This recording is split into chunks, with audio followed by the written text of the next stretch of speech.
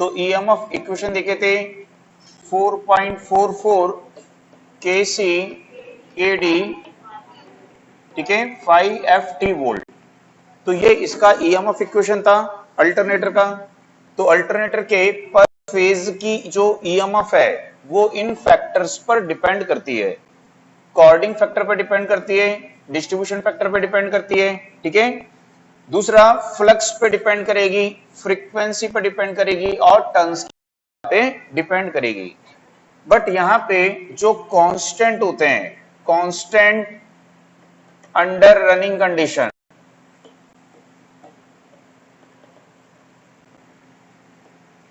तो ये कांस्टेंट कौन से होते हैं? तो ये कांस्टेंट होगा 4.44 केसी केडी एंड टी। ये कांस्टेंट होंगे, रनिंग कंडीशन में इनको हम चेंज नहीं कर सकते हैं, ठीक है। तो फिर इसकी जो जनरेटेड ईएमएफ होगी अंडर रनिंग कंडीशन किस पर डिपेंड करेगी? फ्लक्स एंड फ्रीक्वेंसी, ठीक है। तो जनरेटेड ईएमएफ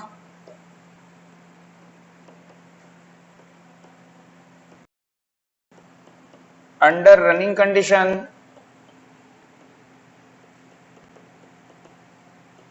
ठीक है, तो ये डायरेक्टली प्रोपोर्शनल क्या होगी? 5 इंटू एफ होगी। और एफ हमको पता है कि एफ क्या होता है, तो N S into P by क्या होता है? ये 120, ठीक है। बात समझ में आई? तो यहां पे अपन देखेंगे कि जो फ्रीक्वेंसी होती है वो फ्रीक्वेंसी डायरेक्टली प्रोपोर्शनल टू क्या होती है? स्पीड होती है। तो इसको हम ऐसे भी लिख सकते हैं कि ई जी डायरेक्टली प्रोपोर्शनल टू क्या होगा? 5 इंटू एन, ठीक है। तो यदि हमको रनिंग कंडीशन में जनरेटर की जनरेटेड ईएमएफ को चेंज करना है तो कैसे कर सकते हैं? तो उसके पर पोल की फ्लक्स को कंट्रोल करके, मींस उसके डीसी एक्साइटेशन को कंट्रोल करके, और दूसरा क्या कर सकते हैं? उसकी स्पीड को कंट्रोल करके, उसकी स्पीड को चेंज करके। अल्टरनेटर की स्पीड को कैसे चेंज करेंगे? तो प्राइम मूवर के द्वारा, ठीक है। प्राइम मूवर की स्पीड चेंज होगी तो अल्टरनेटर की स्पीड चेंज होगी, और यदि उसकी स्पीड चेंज होगी तो उसकी ईएमएफ चेंज हो जाएगी, ठीक है। तो याद रखिए, आपको क्वेश्चन क्या पूछ सकता है कि under running condition generated EMF depends upon, तो किस पर डिपेंड करेगी? डीसी एक्साइटेशन या फ्लक्स पर पोल बोलेगा, ठीक है, या स्पीड बोलेगा या फ्रीक्वेंसी बोलेगा। तो फ्रीक्वेंसी पे भी डिपेंड करती है और स्पीड पे भी, दोनों सेम है, फ्रीक्वेंसी बोलिए या स्पीड बोलिए, ठीक है। लेकिन यदि हमको ईएमएफ को कंट्रोल करना है और हम स्पीड को चेंज करेंगे तो क्या चेंज हो जाएगी? फ्रीक्वेंसी। फ्रीक्वेंसी चेंज होनी चाहिए क्या? तो फ्रीक्वेंसी चेंज होनी नहीं चाहिए, ठीक है। तो जब फ्रीक्वेंसी चेंज नहीं होनी चाहिए तो हम स्पीड को चेंज नहीं कर सकते हैं, हमारे यहाँ तो कांस्टेंट 50 हर्ट्ज आनी चाहिए। तो फिर हमको क्या करना चाहिए? फिर फ्लक्स को कंट्रोल करना चाहिए। तो यदि हम देखें, इस ईएमएफ जो दोनों पर डिपेंड करती है, स्पीड पर भी डिपेंड करती है एंड फ्लक्स पे भी डिपेंड कर रही है। बट यदि हम स्पीड को चेंज करते हैं तो फ्रीक्वेंसी चेंज हो जाती है। तो इसलिए स्पीड कंट्रोल मेथड को हम यहाँ पे यूज नहीं कर पाएंगे सब जगह, ठीक है। तो यहाँ पे जनरेटेड को कंट्रोल करने के लिए किस मेथड को यूज करेंगे? फ्लक्स कंट्रोल मेथड, है ना, या एक्साइटेशन कंट्रोल मेथड को यूज कर सकते हैं, ठीक है। इसको नोट कर लीजिए। हो गया? नोट कर लिए। अब देखिए, अल्टरनेटर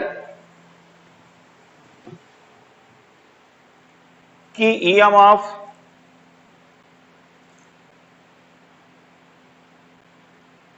रनिंग कंडीशन में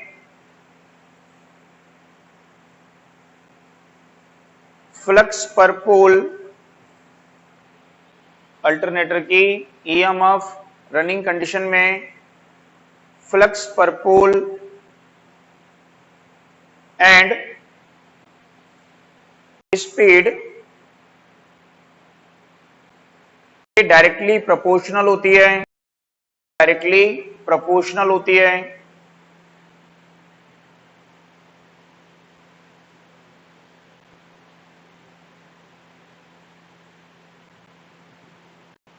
इनकी वैल्यू को चेंज करके, इनकी वैल्यू को चेंज करके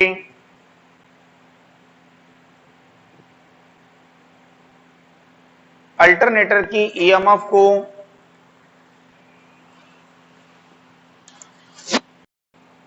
कंट्रोल कर सकते हैं। अल्टरनेटर की ईएमएफ को कंट्रोल कर सकते हैं। पैराग्राफ चेंज करके लिखिए, लेकिन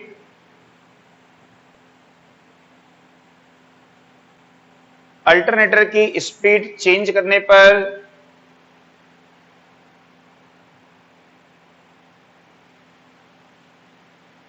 उसकी फ्रीक्वेंसी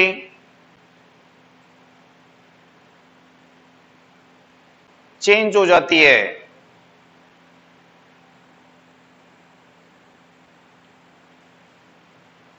इसलिए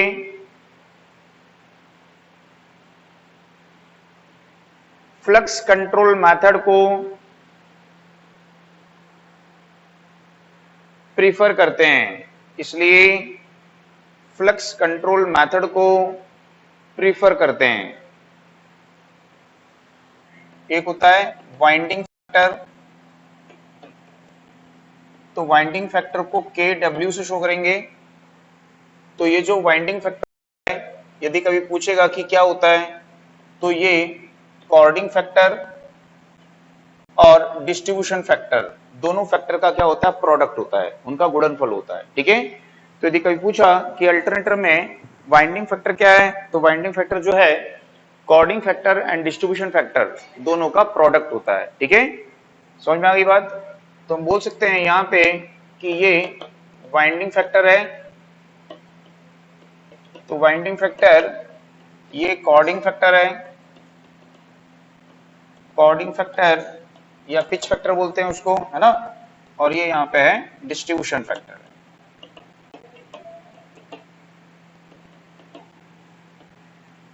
तो इनका ये प्रोडक्ट होता है, तो उसको याद रखिए, है ना। अब इसके बाद में देखेंगे effect of harmonic on pitch factor या कॉर्डिंग फैक्टर।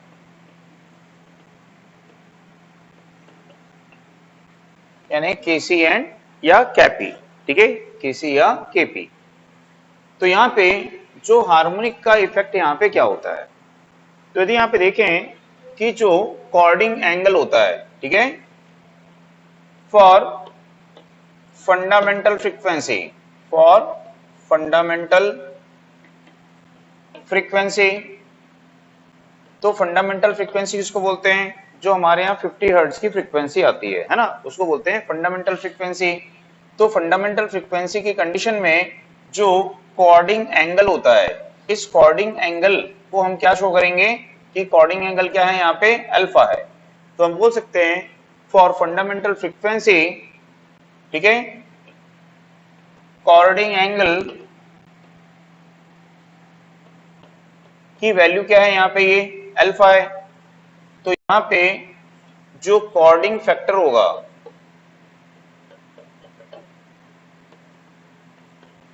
ठीक है, ये कॉर्डिंग फैक्टर क्या हो जाएगा, तो cos अल्फा बाई 2, ये लिखते हैं। समझ में आ रही बात?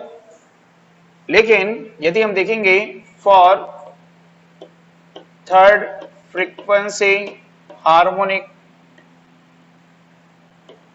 तो ट्रिपलन फ्रीक्वेंसी हार्मोनिक्स के लिए कॉर्डिंग एंगल क्या होगा, यहाँ पे 3 अल्फा हो जाएगा। ठीक है, तो यहाँ पे जो केसी या केपी है उसकी वैल्यू क्या हो जाएगी, cos 3 अल्फा बाई 2 हो जाएगी। बात समझ में आ गई? तो हम बोल सकते हैं फॉर nth फ्रीक्वेंसी हार्मोनिक, जो कॉर्डिंग एंगल है ये क्या हो जाएगा, n अल्फा। ठीक है, तो जो कॉर्डिंग फैक्टर या पिच फैक्टर है इसकी वैल्यू क्या होगी, cos n अल्फा बाई 2 हो जाएगी। ठीक है ना, तो ये याद रखना है, ये भी कई बार ऐसे पूछ लेता है ना, कि फिफ्थ फ्रीक्वेंसी हार्मोनिक के लिए कॉर्डिंग एंगल क्या होगा, तो 5 अल्फा हो जाएगा। तो फंडामेंटल फ्रीक्वेंसी के लिए जो था उसको 5 से मल्टीप्लाई कर दोगे। ठीक है, क्वेश्चन लिखिए, क्वेश्चन 1 इसमें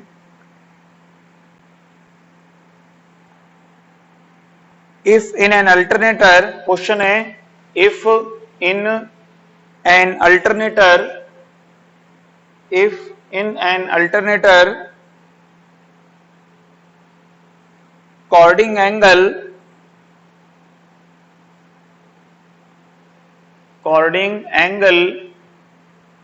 for fundamental flux wave, for fundamental flux wave, fundamental flux wave is alpha, comma its value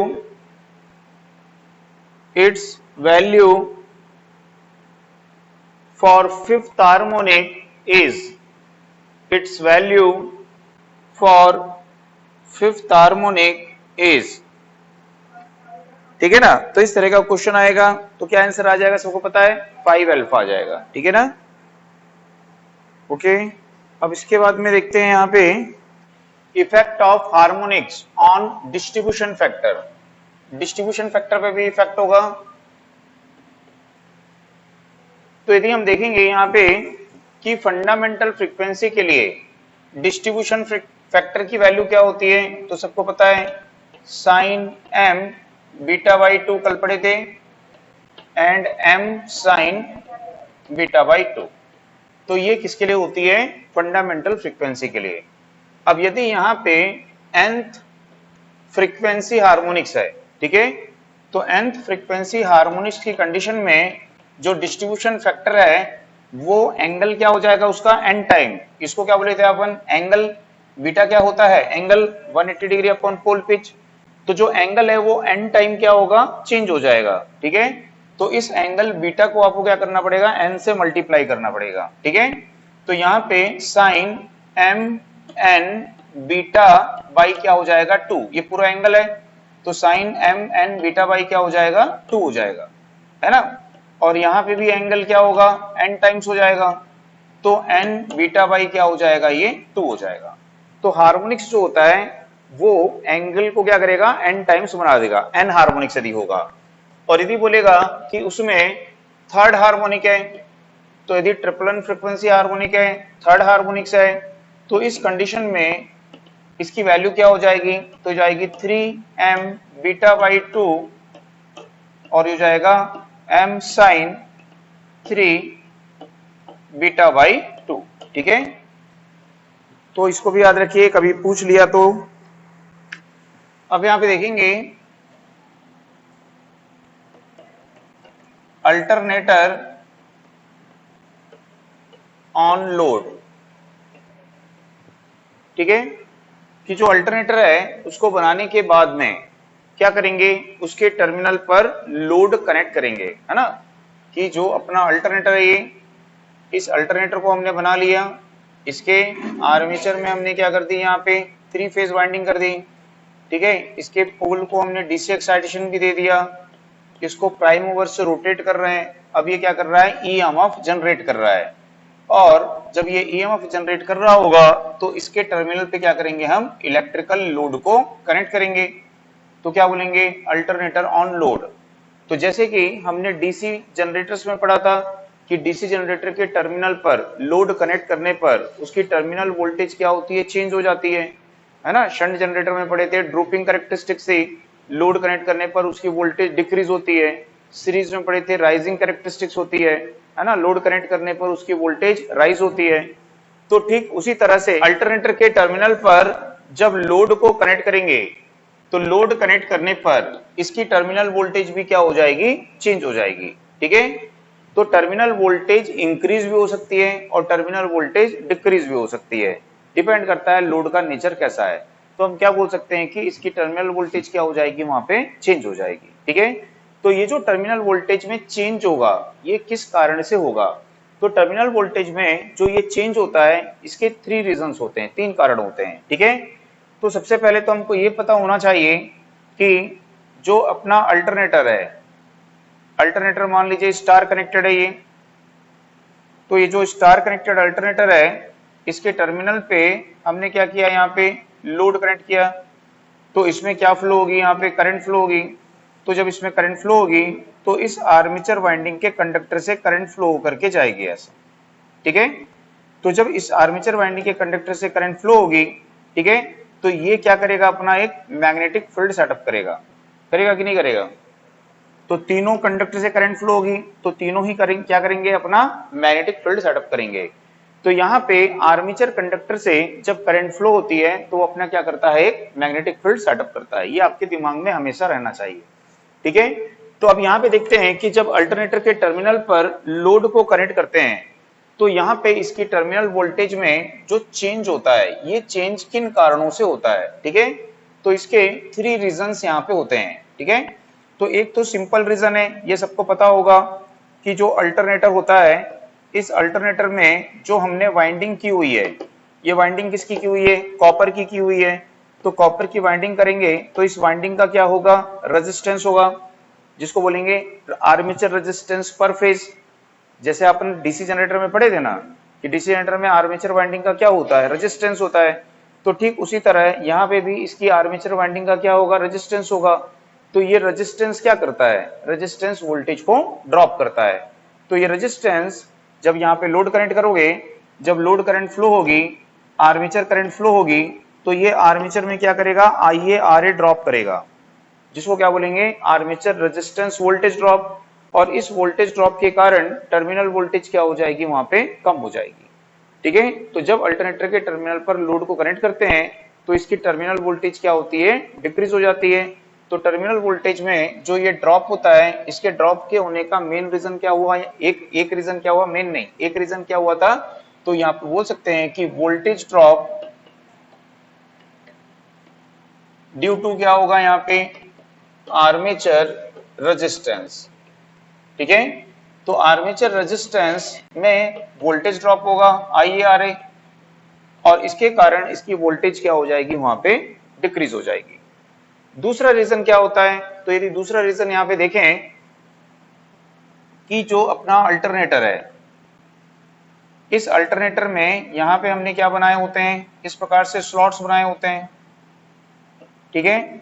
और इन स्लॉट्स में क्या करते हैं, 3 फेज वाइंडिंग करते हैं, और यहाँ पे अपने क्या होते हैं, ये पोल होते हैं, ठीक है। तो हमको पता है कि यहाँ पे जब इन आर्मेचर वाइंडिंग से करंट फ्लो होती है तो ये जो आर्मेचर की करंट है, ये क्या करेगी, अपना एक मैग्नेटिक फील्ड सेटअप करेगी, है कि नहीं। तो आर्मेचर की जो करंट है वो क्या करेगी, अपना एक मैग्नेटिक फील्ड सेटअप करेगी। और हम पढ़ चुके हैं कि वो मैग्नेटिक फील्ड कहां पे आता है, वो एयर गैप में आता है। याद आ रहा है, जब अपन पढ़े थे स्लॉट्स, सेमी क्लोज, है ना, वाइडली ओपन स्लॉट्स पढ़े थे, तो क्या पढ़े थे कि ये जो फ्लक्स है वो कहां पे आती है, एयर गैप में। सबसे बेटर डिस्ट्रीब्यूशन कौन करता है फ्लक्स का, ठीक है। तो ये सब पढ़ चुके हैं यहाँ पे। तो यहाँ पे हमको पता है कि आर्मेचर कंडक्टर से जब करंट फ्लो होगी तो वो अपना मैग्नेटिक फील्ड सेटअप करेगी, और वो मैग्नेटिक फील्ड कहाँ पे आता है, इस एयर गैप में आता है। लेकिन आर्मेचर की करंट के द्वारा सेटअप एंटायर मैग्नेटिक फील्ड, संपूर्ण मैग्नेटिक फील्ड एयर गैप में नहीं पहुंचता है। उस मैग्नेटिक फील्ड का सम पार्ट, यानी उसका कुछ भाग डिफरेंट पाथ को फॉलो करता है, इस प्रकार से, ठीक है। वो मैग्नेटिक फील्ड का कुछ भाग इस प्रकार से पाथ को क्या करेगा, फॉलो करेगा। इसके सराउंडिंग्स में क्या है, कोर है, अपन पढ़े हैं आर्मेचर कोर होती है। तो यहाँ पे मैग्नेटिक फील्ड जो है इस आर्मेचर कोर से इस तरह से अपना पाथ कंप्लीट करता है। तो मैग्नेटिक फील्ड का जो फ्लक्स एयर गैप में नहीं आ रहा है, जो इस तरह से डिफरेंट पाथ को फॉलो कर रहा है, उसको क्या बोलेंगे हम, कि वो फ्लक्स क्या कर रही है, लीकेज कर रही है। आई बात समझ में।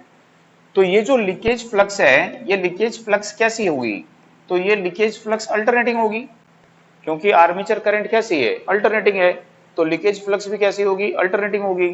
तो ये जो लीकेज फ्लक्स है वापस कहां जा रही है, आर्मेचर कंडक्टर के ऊपर जा रही है। तो आर्मेचर कंडक्टर से जब वो लिंकेजेस करेगी तो इस आर्मेचर कंडक्टर में क्या करेगी, वो सेल्फ इंड्यूस्ड ईएमएफ करेगी। बात समझ में आई। तो क्या करेगी, सेल्फ इंड्यूस्ड ईएमएफ। तो सेल्फ इंड्यूस्ड ईएमएफ मतलब क्या होता है, EL इज इक्वल टू क्या होता है, LdI/dt होता है, ठीक है। तो यहाँ पे जो ये सेल्फ इंड्यूस्ड ईएमएफ है, जितनी ये इंड्यूस्ड होगी उतना इसमें क्या हो जाएगा, वोल्टेज ड्रॉप हो जाएगा। ठीक है, तो जितनी सेल्फ इंड्यूस्ड ईएमएफ होगी उतना आर्मेचर वाइंडिंग में क्या होगा, वोल्टेज ड्रॉप हो जाएगा। तो हम इस सेल्फ इंड्यूस्ड ईएमएफ को ही क्या बोलते हैं, तो इसी को बोलते हैं रिएक्टेंस वोल्टेज। क्या बोलते हैं उसको, रिएक्टेंस वोल्टेज बोलते हैं। सेल्फ इंड्यूस्ड ईएमएफ ही क्या कहलाती है, रिएक्टेंस वोल्टेज कहलाती है। ठीक है, तो जो ये रिएक्टेंस वोल्टेज है, सेल्फ इंड्यूस्ड ईएमएफ है, तो हम क्या कंसीडर करेंगे, ये किसके इक्वल होगी, ठीक है, आर्मेचर करंट। ठीक है, और ये क्या हो गया, लीकेज रिएक्टेंस। बात समझ में आई। तो सेल्फ इंड्यूस्ड ईएमएफ किसके इक्वल होगी, आर्मेचर करंट इनटू क्या हो जाएगा, लीकेज रिएक्टेंस। तो इस लीकेज फ्लक्स के कारण यहां आर्मेचर वाइंडिंग में एक रिएक्टेंस प्रोड्यूस्ड हो जाएगा, जिसको क्या बोलेंगे हम, उसका लीकेज रिएक्टेंस। और वो लीकेज रिएक्टेंस क्या करेगा, आर्मेचर में वोल्टेज को ड्रॉप करेगा। ठीक है, इतनी वोल्टेज आर्मेचर में ड्रॉप होगी। तो यहां पे बोल सकते हैं कि voltage drop due to leakage reactance, ठीक है, एक्सएल। तो ये जो लीकेज रिएक्टेंस होता है, इस लीकेज रिएक्टेंस को ही क्या बोलते हैं, इसको पोर्टियर रिएक्टेंस भी बोलते हैं। क्या बोलते हैं इसको, पोर्टियर रिएक्टेंस भी इसको बोला जाता है। ठीक है, तो इसके कारण जो वोल्टेज ड्रॉप होगी, उस वोल्टेज ड्रॉप को क्या बोलेंगे अपन, आईए इंटू क्या होगा, एक्सएल। तो इतनी वोल्टेज ड्रॉप होगी, और वोल्टेज ड्रॉप होगी तो टर्मिनल वोल्टेज क्या हो जाएगी, फिर डिक्रीज हो जाएगी, टर्मिनल वोल्टेज क्या हो जाएगी, कम हो जाएगी। अब इन दोनों के अलावा एक और इफेक्ट होता है, और उस इफेक्ट को क्या बोलते हैं, आर्मेचर रिएक्शन। क्या बोलेंगे उसको, आर्मेचर रिएक्शन। तो ये तीन रीजन होते हैं, इन तीन रीजन के कारण क्या होती है, वहां पे वोल्टेज ड्रॉप होती है या वोल्टेज चेंज होती है, जिससे टर्मिनल वोल्टेज चेंज हो जाती है। आई बात समझ सकते हो। तो इसमें नोट करिए, इसमें लिखिएगा,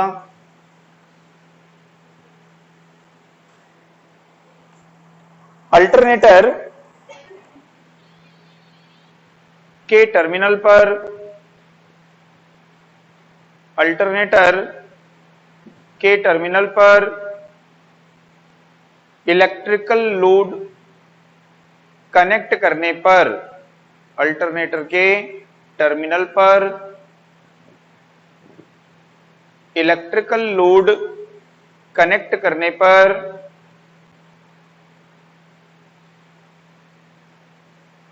उसकी टर्मिनल वोल्टेज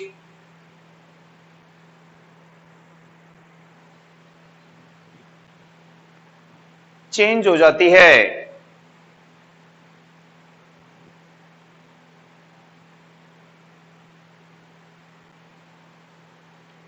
टर्मिनल वोल्टेज में यह वेरिएशन, टर्मिनल वोल्टेज में यह वेरिएशन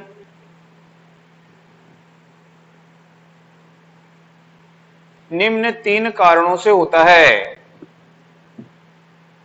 निम्न तीन कारणों से होता है।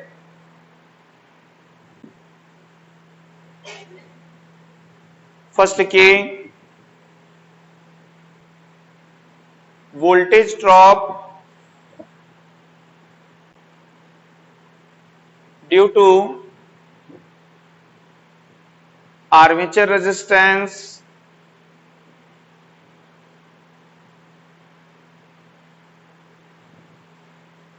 सेकंड लिखिए,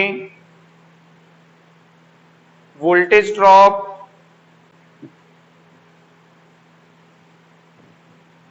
ड्यू टू लीकेज रिएक्टेंस,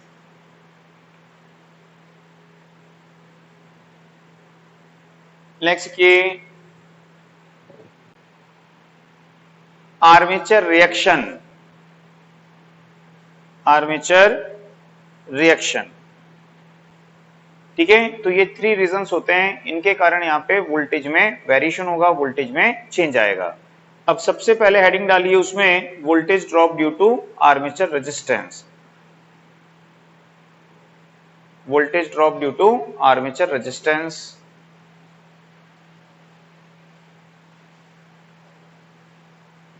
ठीक है,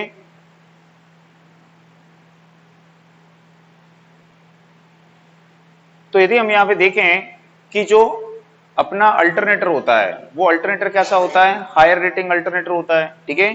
तो जब हायर रेटिंग अल्टरनेटर है 100 MVA 200 MVA ऐसा अल्टरनेटर होता है, तो उसकी आर्मेचर करंट का मैग्नीट्यूड होता है, वेरी लार्ज होता है कि नहीं।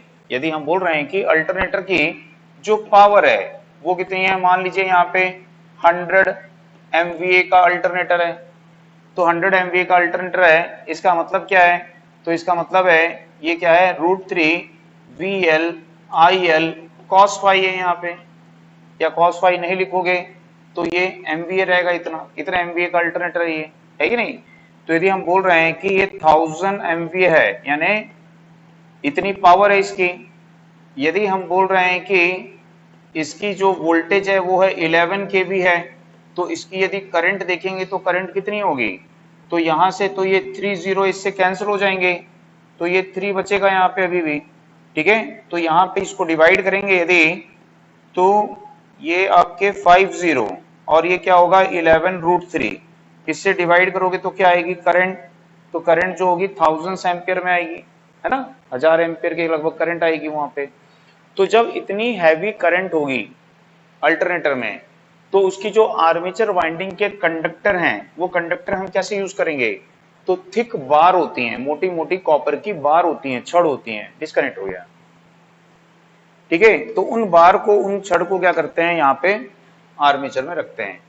या फिर और हायर रेटिंग के अल्टरनेटर होते हैं तो होलो कंडक्टर होते हैं, उसमें कंडक्टर कैसे रहेंगे, होलो कंडक्टर। और होलो कंडक्टर के साथ में क्या रहेगा, वाटर कूल्ड, उसमें क्या करेंगे कंडक्टर के अंदर से वाटर सर्कुलेट करेगा, तो उसको होलो कंडक्टर यूज करते हैं। Hollow conductor, hollow and water cooled conductor का वहां पे यूज किया जाता है। तो कौन सा वाटर यूज करते हैं वहां पे, डिस्टिल वाटर। डिस्टिल वाटर क्या है, इंसुलेटर होता है ना इलेक्ट्रिसिटी का, तो उसको वहां पे यूज करते हैं।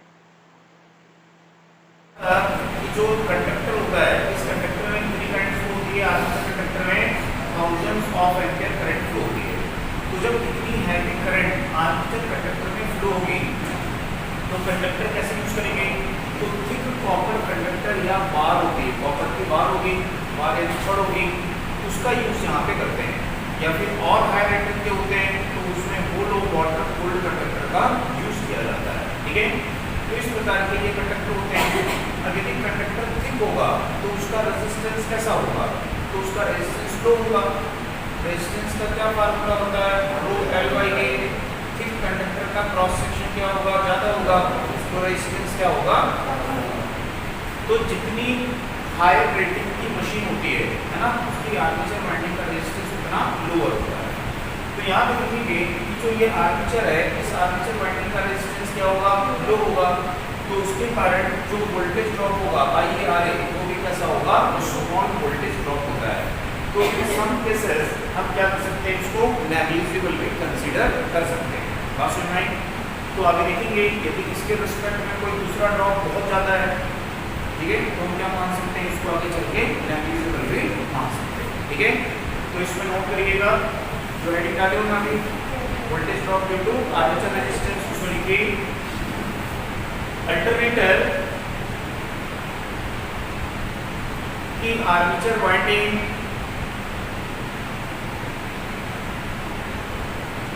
थिक कॉपर कंडक्टर, अल्टरनेटर की armature winding thick copper conductor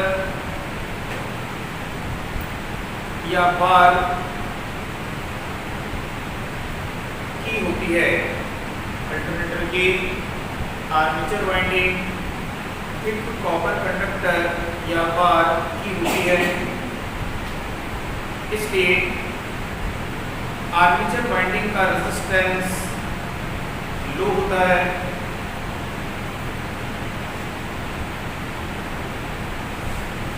और इसके कारण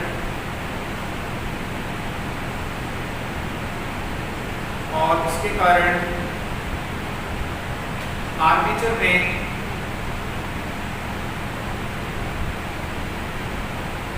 वेरी स्मॉल वोल्टेज ड्रॉप होता है और इसके कारण आर्मेचर में वेरी स्मॉल वोल्टेज ड्रॉप होता है। ठीक है। अब सेकंड हेडिंग डालिए voltage drop due to leakage reactance, voltage drop due to leakage reactance.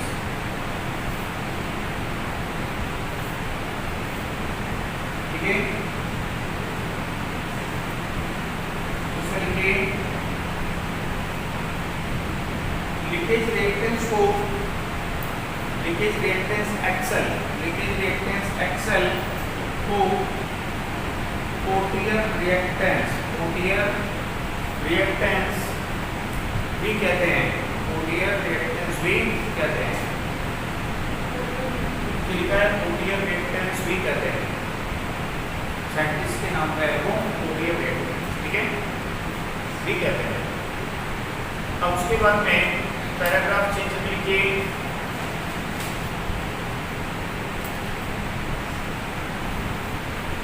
जब आर्मेचर वाइंडिंग, जब आर्मेचर वाइंडिंग से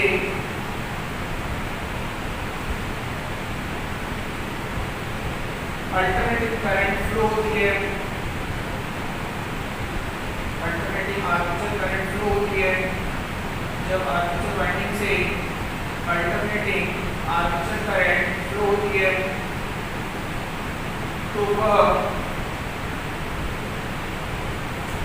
मैग्नेटिक फील्ड सेटअप करती है, तो वह मैग्नेटिक फील्ड सेटअप करती है।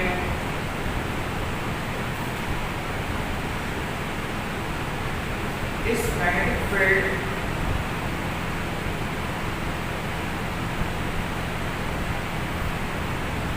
का कुछ भाग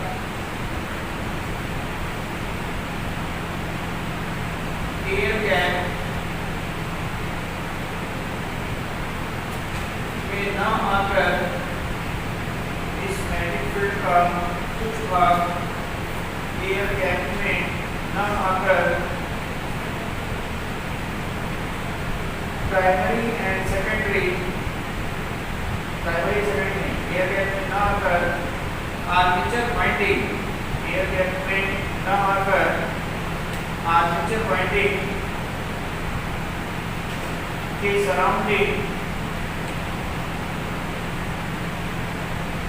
अपना पाथ कंप्लीट करता है।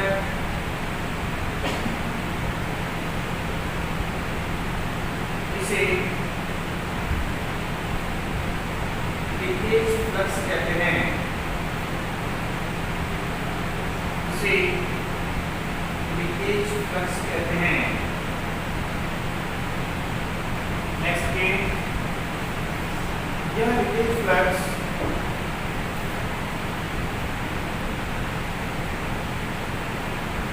आर्मेचर वाइंडिंग में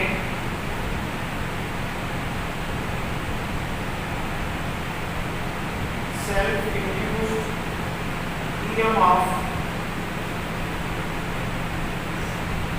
उत्पन्न करती है।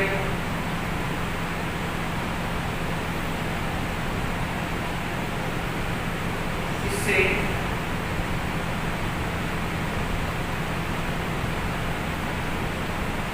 आर्मेचर वाइंडिंग में वोल्टेज ड्रॉप होता है।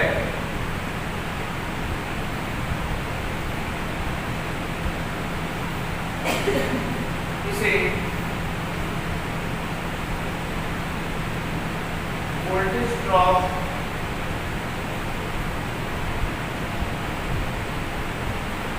ड्यू टू लीकेज रिएक्टेंस कहते हैं।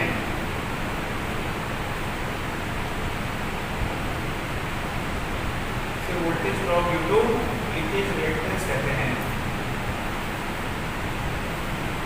ठीक है, तो voltage drop due to leakage reactance क्या होगा, IA इंटू एक्सएल, ये voltage drop due to leakage reactance का है।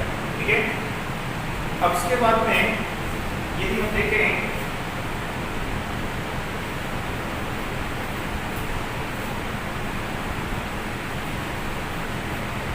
कि जो अल्टरनेटर है,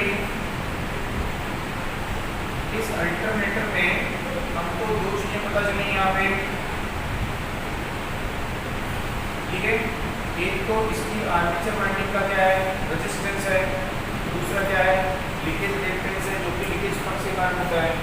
अब यदि यहाँ पे कोई लोड नहीं है तो इस समय इसकी जो ईएमएफ होगी वो क्या होगी, नो लोड इंड्यूस्ड ईएमएफ होगी, ठीक है। लेकिन जब यहाँ पे लोड को कनेक्ट कर देंगे, ठीक है, तो यहाँ पे क्या फ्लो होगी, लोड करंट, आर्मेचर करंट। तो जब यहाँ से करंट फ्लो होगी तो इन दोनों में क्या करेगी, वो वोल्टेज ड्रॉप करेगी। अब उसके कारण ये जो वोल्टेज थी, अब ये वोल्टेज क्या हो जाएगी, वहाँ पे डिक्रीज हो जाएगी। तो ये वोल्टेज डिक्रीज हो जाएगी तो इसकी वैल्यू यहाँ पे हमको कितनी मिलेगी, तो इसकी वैल्यू को हम क्या बोलेंगे, टर्मिनल वोल्टेज बोलेंगे V। तो यहाँ पे देखेंगे कि जो टर्मिनल वोल्टेज V होता है, ठीक है, और ये जो ड्रॉप होता है, ये दोनों का सम, वेक्टर सम, इसके बराबर होगा नो लोड इंड्यूस्ड ईएमएफ। यदि हम बोले कि आर्मेचर में नो लोड इंड्यूस्ड ईएमएफ कितनी है, E नॉट है, ठीक है। तो यदि टर्मिनल वोल्टेज है V, इस टर्मिनल वोल्टेज में IA ड्रॉप को ऐड कर दें और इस टर्मिनल वोल्टेज में IXL वोल्टेज ड्रॉप को भी क्या कर दें, ऐड कर दें।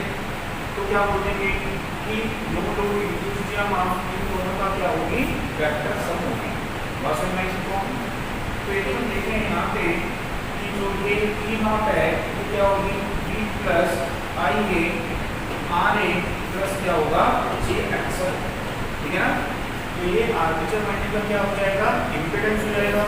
तो आर्मेचर वाइंडिंग का इम्पीडेंस हो गया इनटू आर्मेचर करंट, आर्मेचर में voltage drop plus terminal voltage is equal to क्या होगा, नो लोड इंड्यूस्ड ईएमएफ हो जाएगा। तो यदि हम देखें इसको वेक्टर में कि ये हमारी क्या है, टर्मिनल वोल्टेज है V, ठीक है, और आर्मेचर करंट जो है वो वोल्टेज से क्या कर रही है, यहाँ पे लैग कर रही है, कितने एंगल से, फाई एंगल से। जो लोड है यहाँ पे, ये लोड कैसा है, लैगिंग पावर फैक्टर का लोड है। तो जो टर्मिनल वोल्टेज है V, इससे आर्मेचर करंट क्या कर रही है, लैग कर रही है फाई एंगल से। तो यहाँ पे जब आर्मेचर करंट फ्लो होगी तो आर्मेचर में क्या करेगी, वो IARA ड्रॉप करेगी। तो IARA ड्रॉप हमेशा किसके फेज में होता है, करंट के फेज में होता है, ठीक है। तो यहाँ पे देखेंगे कि ये क्या हो जाएगा आपका IARA ड्रॉप, ठीक है। इस करंट के पैरेलल वेक्टर ये बनेगा, IARA ड्रॉप हो गया, स्मॉल होता है ये ड्रॉप। दूसरा जो आर्मेचर की करंट है वो क्या करेगी, IAXL ड्रॉप करेगी। तो ये जो IAXL ड्रॉप होता है वो रेजिस्टिव वोल्टेज ड्रॉप से क्या करता है, 90 डिग्री लीड करता है ना। RLC से भी पढ़े हुए हैं, याद है। तो ये क्या करेगा, 90 डिग्री इससे लीड करेगा। तो ये कौन सा ड्रॉप है, IAXL ड्रॉप, ठीक है। इन दोनों का वेक्टर सम क्या होगा आपका, तो ये होगा IA इंटू Z हो जाएगा, IA इंटू Z हो जाएगा, ठीक है। और इन दोनों का वेक्टर सम यानी कि टर्मिनल वोल्टेज भी IA इंटू Z का वेक्टर सम क्या हो जाएगा, नो लोड इंड्यूस्ड ईएमएफ हो जाएगा। आइए समझ में। तो हम देखेंगे कि जो नो लोड इंड्यूस्ड ईएमएफ है और टर्मिनल वोल्टेज है, इनके बीच में क्या रहेगा, ये फेज एंगल रहेगा। तो ये फेज एंगल किसके कारण आता है, इस लीकेज रिएक्टेंस के कारण आता है, ठीक है। लीकेज रिएक्टेंस रहेगा तो ये फेज एंगल वहाँ पे रहेगा। आइए समझ इसको नोट कर लीजिए। नेक्स्ट पॉइंट देखिए, आर्मेचर रिएक्शन। तो आर्मेचर रिएक्शन क्या होता है, ठीक है। आर्मेचर रिएक्शन क्या होता है, तो जैसे हमने डीसी जनरेटर में पढ़ा था, डीसी जनरेटर में पढ़े थे आर्मेचर रिएक्शन। तो आर्मेचर रिएक्शन क्या पढ़े थे कि जहाँ पर भी दो फ्लक्स होंगे वो फ्लक्स या तो एक दूसरे का सपोर्ट करेंगी या एक दूसरे का अपोज करेंगी, यानी एक दूसरे के साथ में रिएक्ट करेंगी, प्रतिक्रिया करेंगी। और उसी रिएक्शन को क्या बोलते हैं, आर्मेचर रिएक्शन बोलते हैं। तो यहाँ पर भी अपने अल्टरनेटर में टू टाइप्स की फ्लक्स हो गई है। एक फ्लक्स कौन सी हो गई है, जो यहाँ पे आर्मेचर कंडक्टर है, आर्मेचर वाइंडिंग है। जब इस आर्मेचर वाइंडिंग से करंट फ्लो होती है तो ये मैग्नेटिक फील्ड डेवलप करती है, जो कहाँ पे आता है, एयर गैप में। दूसरा ये देखें कि ये अपने क्या है, अल्टरनेटर के पोल हैं और ये पोल भी क्या करते हैं, मैग्नेटिक फील्ड सेटअप करते हैं। तो दो मैग्नेटिक फील्ड हो गया, एक आर्मेचर की करंट के साथ द्वारा सेटअप हुआ है और दूसरा मेन पोल का मैग्नेटिक फील्ड है। तो यहाँ पे आर्मेचर की करंट के द्वारा जो मैग्नेटिक फील्ड सेटअप होता है, ठीक है, तो बताया था वो मैग्नेटिक फील्ड किस स्पीड में रोटेट करता है, तो वो मैग्नेटिक फील्ड सिंक्रोनस स्पीड में रोटेट करता है, ठीक है। तो आर्मेचर की करंट के द्वारा सेटअप मैग्नेटिक फील्ड जो है वो सिंक्रोनस स्पीड में यहाँ पे रोटेट करेगा, ठीक है। और इस मैग्नेटिक फील्ड का जो मैग्नीट्यूड होता है वो कितना होता है, तो 3 फेज रोटेटिंग मशीन में मैग्नेटिक फील्ड का मैग्नीट्यूड कितना होता है, 3/2 होता है ना। 3 फेज इंडक्शन मोटर में पढ़ेंगे तो सेम जैसा 3 फेज इंडक्शन मोटर का स्टेटर है उसका मैग्नेटिक फील्ड का मैग्नीट्यूड, ठीक है, उसकी स्पीड सेम होती है, तो यहाँ पे भी मैग्नेटिक फील्ड का मैग्नीट्यूड और स्पीड सेम रहेगी, ठीक है।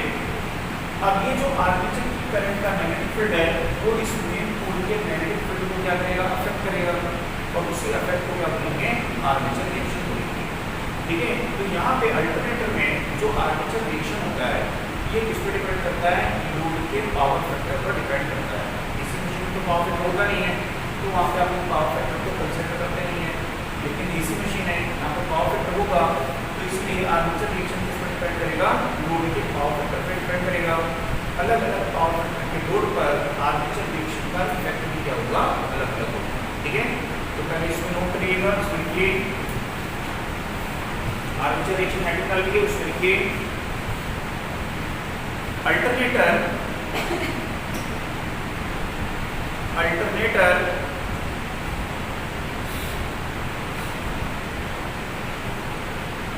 की आर्मेचर करंट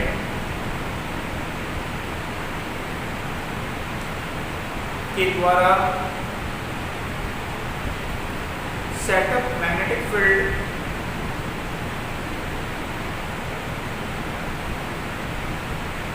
सिंक्रोनस स्पीड में रोटेट करता है, सिंक्रोनस स्पीड में रोटेट करता है,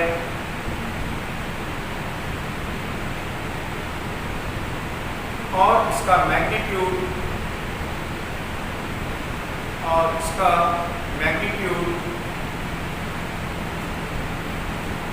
ये 3πm/2 होता है, और इसका मैग्नीट्यूड 3πm/2 होता है।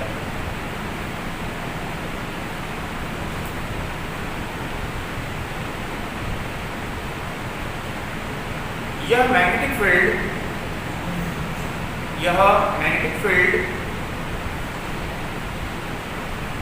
मेन पोल के मैग्नेटिक फील्ड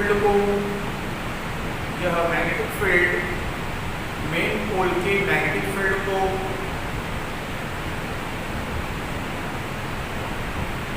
अफेक्ट करता है, प्रभावित करता है।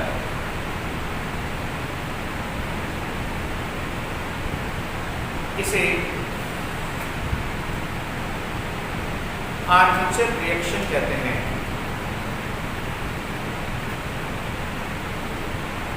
इसे आर्मेचर रिएक्शन कहते हैं।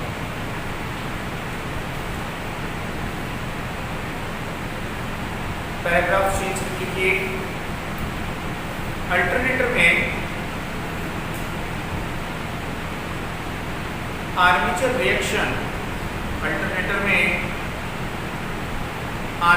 रिएक्शन लोड के पावर फैक्टर पर डिपेंड करता है। अल्टरनेटर में आर्मेचर रिएक्शन लोड के पावर फैक्टर पर डिपेंड करता है। अलग अलग पावर फैक्टर के लोड पर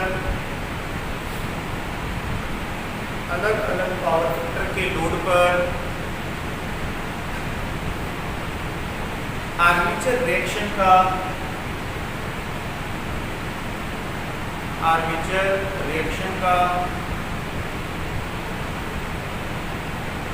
इफेक्ट भी अलग अलग होता है।